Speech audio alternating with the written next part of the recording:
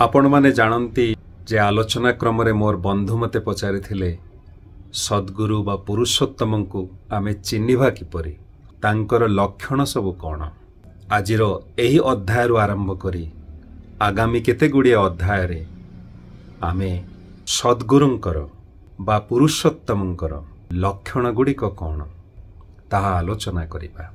पुरुषोत्तम जेतबळे आसंती सद्गुरु रूपरे मनीष शरीर नहीं सेतबळे तांकर केते गुड़िए लक्षण देखिबा को मिले।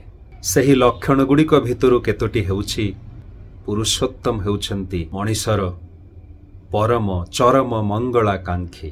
से हेउछंती आपुरयमाण, से समस्तंकु परिपूरण करंती।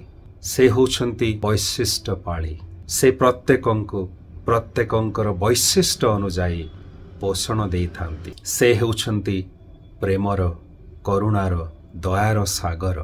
से हेउछंती वृत्ति प्रवृत्ति रिपुगुड़िकर ऊर्ध्वरे।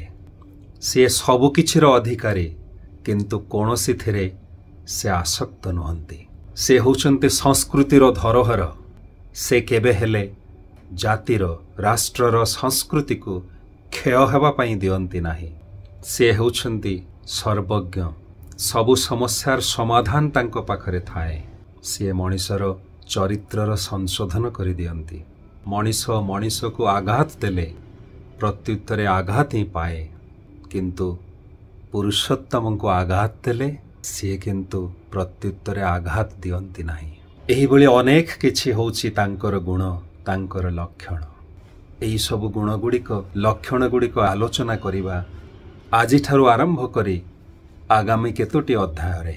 आज आरंभ करिबा आलोचना पुरुषोत्तमंकर सही लक्षण विषय रे, जहा हेउछि पुरुषोत्तम हेउछंती मनीषर परम चरम मंगलाकांक्षी। मु आपणको गोटे घटना विषय रे कहिबी। सही घटना विषय रे सुनिला परे आपण माने निश्चित भावरे पुरुषोत्तमंकर एही लक्षण विषय रे अवगत हेई पारिबे। अनेक वर्ष तलर कथा श्री श्री ठाकुर अनुकूल चंद्रଙ୍କ पाखକୁ ଆସିଥିଲେ तांकर जणे अमेरिकीय भक्त। अमेरिकार आगत एई भक्त जणे धनी व्यक्ति थिले, अनेक धन संपत्तिर मालिक थिले। सी हेले से आसीथिले तांकर गुरु श्री श्री ठाकुरଙ୍କ पाखକୁ जीवनर उद्देश्य को बुझिबा पाई। किछि दिन श्री श्री ठाकुरଙ୍କର आश्रमरे श्री श्री ठाकुरଙ୍କର सानिध्यरे बितेइबा परे तांकर निज देश को फेरी जीवार समय आसिला। दुखपूर्ण हृदय रे श्री श्री ठाकुरଙ୍କ पाखକୁ से आसिले विदाय नेबा पाई।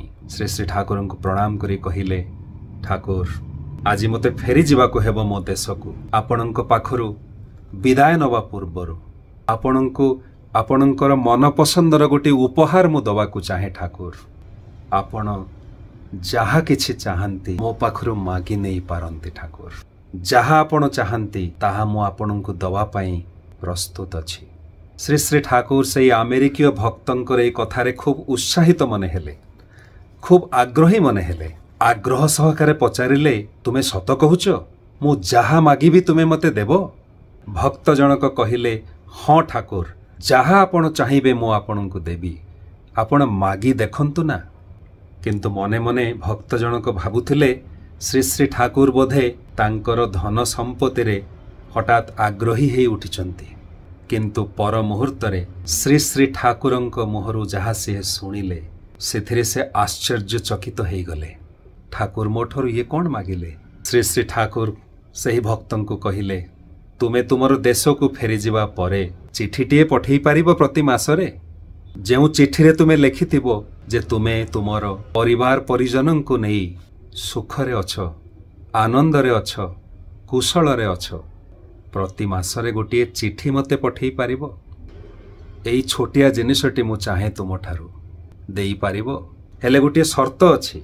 शर्त होउची चिठीरे तुमे मिछ लेखिबो नाही, वास्तव सत कथा लेखिबो जे सतरे तुमे आनंदरे अछ, खुशी रे अछ, कुशलरे अछ तुमर परिवार परिजनंकु नहीं।